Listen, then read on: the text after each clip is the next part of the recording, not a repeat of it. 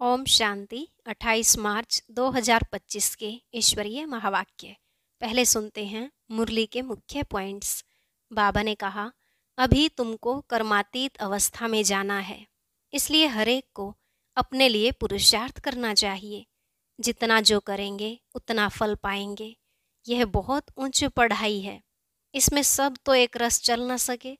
सपूत बच्चे वह हैं जो सबका बुद्धि योग एक बाप के साथ जुड़ाते हैं, जो अच्छी रीति पढ़ते हैं, खूब सर्विस करते हैं, वही बाप के दिल पर चढ़े रहते हैं। बाबा ने कहा, जो पूरा पढ़ते नहीं वह तो सर्विस के बदले डिससर्विस करते हैं, औरों को भी खराब कर देते हैं। इसलिए तुम्हें उनका संग नहीं करना। कुसंग लगा तो एकदम खत्म हो जाएंगे। जितना हो सके एकांत में बैठ एक माशूक के सच्चे सच्चे आशिक बन याद करते रहो। झरमुई झगमुई आदि वार्तालाप में रहने से वायुमंडल खराब होता है। लास्ट में बाबा ने कहा, हे आत्माएं, जिस बाप से तुम्हें इतना वर्षा मिलता है, क्या उनको याद नहीं कर सकते? योग अच्छा होगा तो चलन भी अच्छी रहेगी। जो याद नहीं करते वह अपना ही खाना खराब कर लेते हैं। तुम बच्चों को अपने साथ प्रतिज्ञा करनी है कि कुछ भी हो जाए हम आंसू नहीं बहाएंगे। आंसू आया और नापास हुए। अब सुनते हैं महावाक्यों को विस्तार से। मुरली का सार। मीठे बच्चे, तुम बहुत लकी हो, क्योंकि तुम्हें बाप की याद के सिवाय और कोई फिक्रात नहीं। इस बाप को तो फिर भी बहुत ख्यालात चलते हैं। प्रश्न है, बाप के पास जो सपूत बच्चे हैं उनकी निशानी क्या होगी? उत्तर, वे सभी का बुद्धि योग एक बाप से जुड़ाते रहेंगे, सर्विसेबल होंगे, अच्छी रीति पढ़कर औरों को पढ़ाएंगे, बाप के दिल पर चढ़े हुए होंगे। ऐसे सपूत बच्चे ही बाप का नाम बाला करते हैं। जो पूरा पढ़ते नहीं वह औरों को भी खराब करते हैं। यह भी ड्रामा में नूंद है। गीत, ले लो दुआएं माँ बाप की। ओम शांति। हर एक घर में माँ बाप और 2-4 बच्चे होते हैं, फिर आशीर्वाद आदि मांगते हैं। वह तो हद की बात है। यह हद के लिए गाया हुआ है, बेहद का किसको भी पता नहीं। अभी तुम बच्चे जानते हो, हम बेहद के बाप के बच्चे और बच्चियां हैं। वह माता पिता होते हैं हद के। ले लो दुआएं हद के माता पिता की। यह है बेहद का माँ बाप। वह हद के माँ बाप भी बच्चों को संभालते हैं, फिर टीचर पढ़ाते हैं। अब तुम बच्चे जानते हो, यह है बेहद के माँ बाप, बेहद का टीचर, बेहद का सतगुरु, सुप्रीम फादर टीचर, सुप्रीम गुरु। सत बोलने वाला, सत सिखलाने वाला है। बच्चों में नंबरवार तो होते हैं ना। लौकिक घर में 2-4 बच्चे होते हैं तो उन्हों की कितनी संभाल करनी पड़ती है।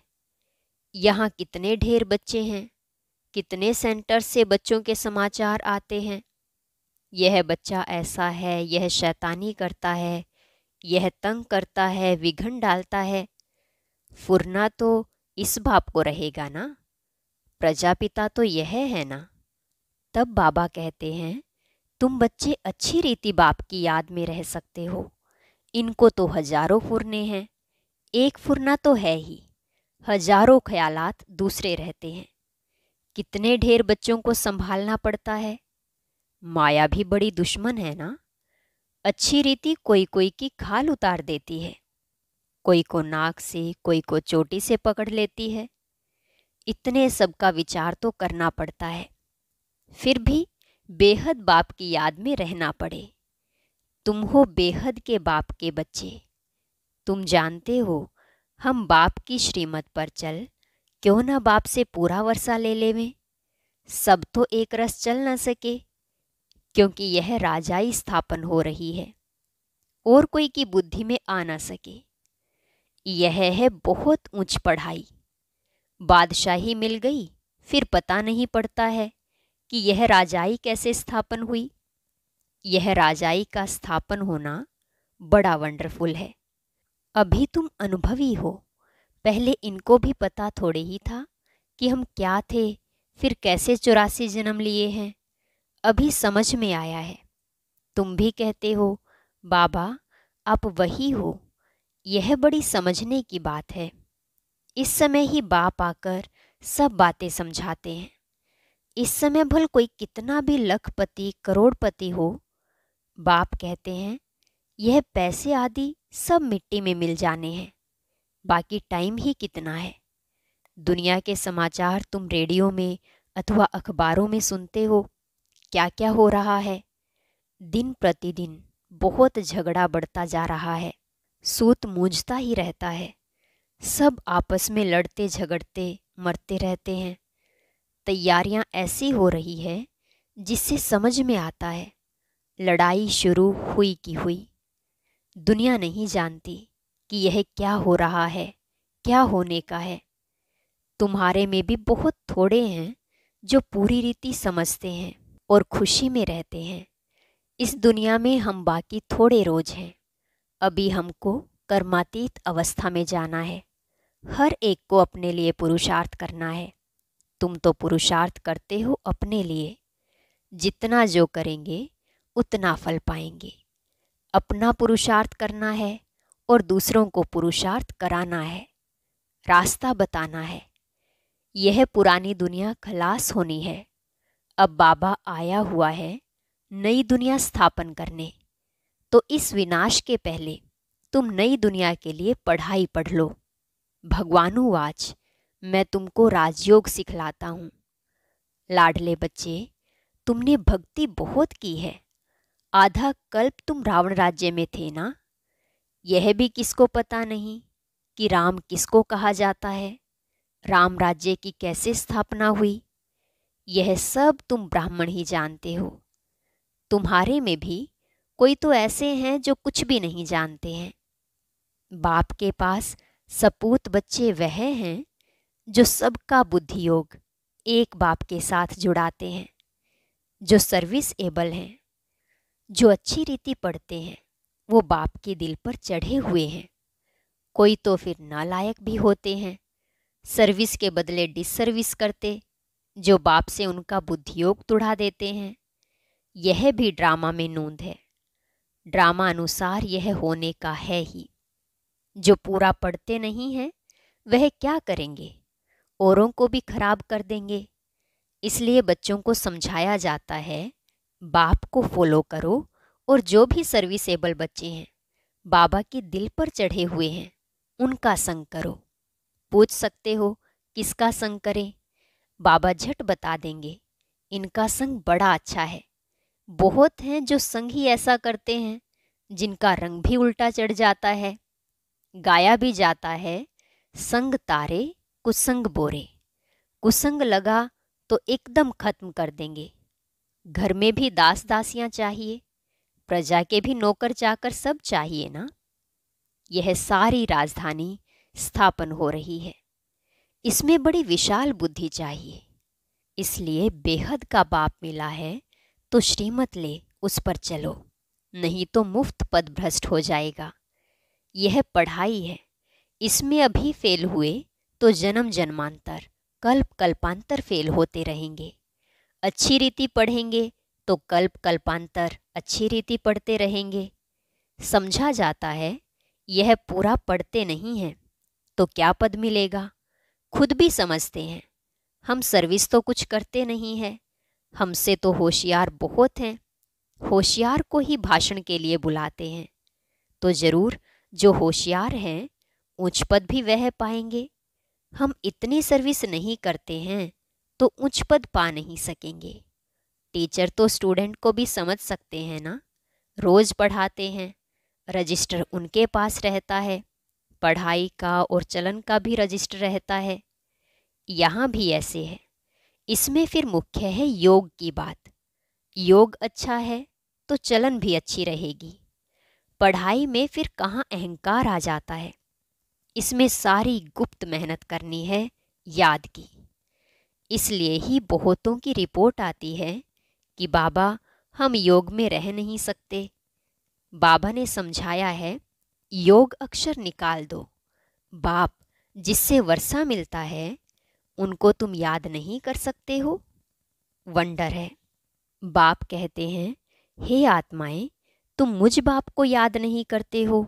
मैं तुमको रास्ता बताने आया हूं। तुम मुझे याद करो तो इस योग अग्नि से पाप दग्ध हो जाएंगे। भक्ति मार्ग में मनुष्य कितना धक्का खाने जाते हैं। कुंभ के मेले में कितना ठंडे पानी में जाकर स्नान करते हैं, कितनी तकलीफ सहन करते हैं। यहाँ तो कोई तकलीफ नहीं। जो फर्स्ट क्लास बच्चे हैं वह एक माशूक के सच्चे सच्चे आशिक बन याद करते रहते हैं। घूमने फिरने जाते हैं तो एकांत में बगीचे में बैठकर याद करेंगे। झरमोई झगमोई आदि वार्तालाप में रहने से वायुमंडल खराब होता है। इसलिए जितना टाइम मिले बाप को याद करने की प्रैक्टिस करो। फर्स्ट क्लास सच्चे माशूक के आशिक बनो। बाप कहते हैं, देहधारी का फोटो नहीं रखो, सिर्फ एक शिव बाबा का फोटो रखो जिसको याद करना है। अगर समझो सृष्टि चक्र को भी याद करते रहें तो त्रिमूर्ति और गोले का चित्र फर्स्ट क्लास है। इसमें सारा ज्ञान है। स्वदर्शन चक्रधारी तुम्हारा नाम अर्थ सहित है। नया कोई भी नाम सुने तो समझ न सके। यह तुम बच्चे ही समझते हो। तुम्हारे में भी कोई अच्छी रीति याद करते हैं। बहुत हैं जो याद करते ही नहीं, अपना खाना ही खराब कर देते हैं। पढ़ाई तो बड़ी सहज है। बाप कहते हैं, साइलेंस से तुमको साइंस पर विजय पानी है। साइलेंस और साइंस राशि एक ही है। मिलिट्री में भी 3 मिनट साइलेंस कराते हैं। मनुष्य भी चाहते हैं हमको शांति मिले। अभी तुम जानते हो शांति का स्थान तो है ही ब्रह्मांड, जिस ब्रह्म महतत्व में हम आत्मा इतनी छोटी बिंदी रहती है। वह सब आत्माओं का झाड़ तो वंडरफुल होगा ना। मनुष्य कहते भी हैं, भ्रिकुटी के बीच चमकता है अजब सितारा। बहुत छोटा सोने का तिलक बनाए यहाँ लगाते हैं। आत्मा भी बिंदी है। बाप भी उनके बाजू में आकर बैठता है। साधु संत आदि कोई भी अपनी आत्मा को जानते नहीं। जबकि आत्मा को ही नहीं जानते तो परमात्मा को कैसे जान सकते। सिर्फ तुम ब्राह्मण ही आत्मा और परमात्मा को जानते हो। कोई भी धर्म वाला जान नहीं सकता। अभी तुम ही जानते हो कैसे इतनी छोटी सी आत्मा सारा पार्ट बजाती है। सत्संग तो बहुत करते हैं, समझते कुछ भी नहीं। इसने भी बहुत गुरु किए। अब बाप कहते हैं, यह सब है भक्ति मार्ग के गुरु। ज्ञान मार्ग का गुरु एक ही है। डबल सिरताज राजाओं के आगे सिंगल ताज वाले राजाएं माथा झुकाते हैं, नमन करते हैं, क्योंकि वह पवित्र है। उन पवित्र राजाओं के ही मंदिर बने हुए हैं। पतित जाकर उन्हों के आगे माथा टेकते हैं, परंतु उनको कोई यह पता थोड़े ही है कि यह कौन है, हम माथा क्यों टेकते हैं। सोमनाथ का मंदिर बनाया, अब पूजा तो करते हैं, परंतु बिंदी की पूजा कैसे करें, बिंदी का मंदिर कैसे बनेगा। यह है बड़ी गुह्य बातें। गीता आदि में थोड़ी ही यह बातें हैं। जो खुद मालिक है वही समझाते हैं। तुम अभी जानते हो कैसे इतनी छोटी आत्मा में पार्ट नूंधा हुआ है। आत्मा भी अविनाशी है, पार्ट भी अविनाशी है। वंडर है ना। यह सारा बना बनाया खेल है। कहते भी हैं, बनी बनाई बन रही, अब कुछ बननी नाही। ड्रामा में जो नूंद है वह तो जरूर होगा, चिंता की बात नहीं। तुम बच्चों को अब अपने आप से प्रतिज्ञा करनी है कि कुछ भी हो जाए आंसू नहीं बहाएंगे। फलाना मर गया, आत्मा ने जाकर दूसरा शरीर लिया, फिर रोने की क्या दरकार। वापिस तो आ नहीं सकते। आंसू आया नापास हुए। इसलिए बाबा कहते हैं, प्रतिज्ञा करो कि हम कभी रोएंगे नहीं। परवाह थी पार ब्रह्म में रहने वाले बाप की। परवाह थी पार ब्रह्म में रहने वाले बाप की। वह मिल गया तो बाकी क्या चाहिए। बाप कहते हैं, तुम मुझ बाप को याद करो। मैं एक ही बार आता हूँ, यह राजधानी स्थापन करने लिए। इसमें लड़ाई आदि की कोई बात नहीं। गीता में दिखाया है, लड़ाई लगी, सिर्फ पांडव बचे। वह कुत्ता साथ में ले पहाड़ों पर गल गए, जीत पहनी और मर गए, बात ही नहीं ठहरती। यह सब है दंत कथाएं। इसको कहा जाता है भक्ति मार्ग। बाप कहते हैं, तुम बच्चों को इससे वैराग्य होना चाहिए। पुरानी चीज से नफरत होती है ना? नफरत कड़ा अक्षर है, वैराग्य अक्षर मीठा है। जब ज्ञान मिलता है तो भक्ति का वैराग्य हो जाता है। सत्युग त्रेता में फिर ज्ञान की प्रारब्ध 21 जन्म के लिए मिल जाती है। वहां ज्ञान की दरकार नहीं रहती।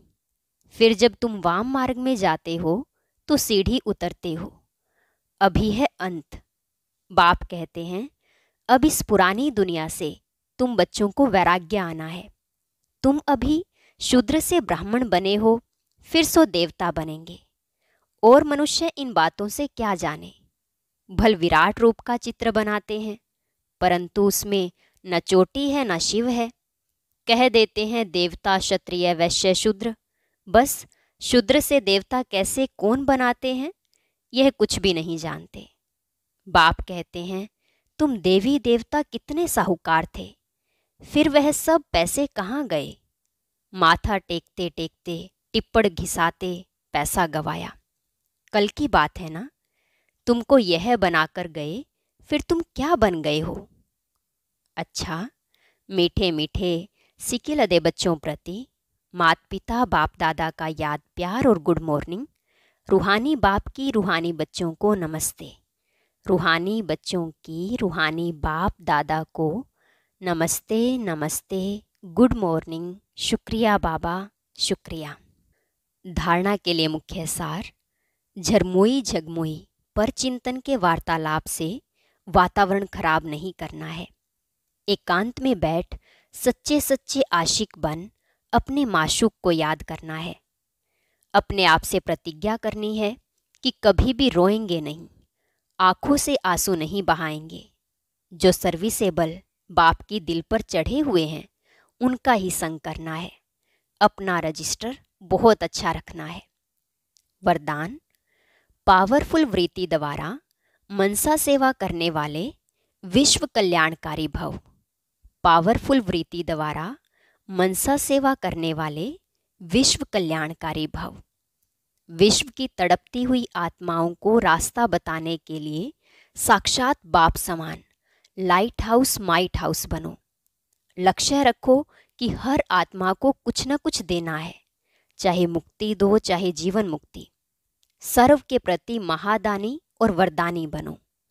अभी अपने अपने स्थान की सेवा तो करते हो, लेकिन एक स्थान पर रहते मनसा शक्ति द्वारा वायुमंडल वाइब्रेशन द्वारा विश्व सेवा करो। ऐसी पावरफुल वृत्ति बनाओ जिससे वायुमंडल बने, तब कहेंगे विश्व कल्याणकारी आत्मा। स्लोगन। अशरीरीपन की एक्सरसाइज और व्यर्थ संकल्प रूपी भोजन की परहेज से स्वयं को तंदुरुस्त बनाओ। अशरीरीपन की एक्सरसाइज और व्यर्थ संकल्प रूपी भोजन की परहेज से स्वयं को तंदुरुस्त बनाओ। अव्यक्त इशारे। सत्यता और सभ्यता रूपी कल्चर को अपनाओ। अब अपने भाषणों की रूपरेखा नई करो। विश्व शांति के भाषण तो बहुत कर लिए, लेकिन आध्यात्मिक ज्ञान व शक्ति क्या है और इसका सोर्स क्या है, इस सत्यता को सभ्यता पूर्वक सिद्ध करो। सभी समझे कि यह भगवान का कार्य चल रहा है।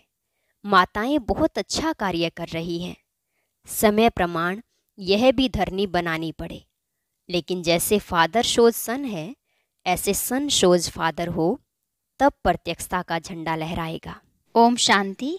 अब सुनते हैं आज की अव्यक्त मुरली। इसके लिए ऊपर दिए गए बॉक्स पर क्लिक करें।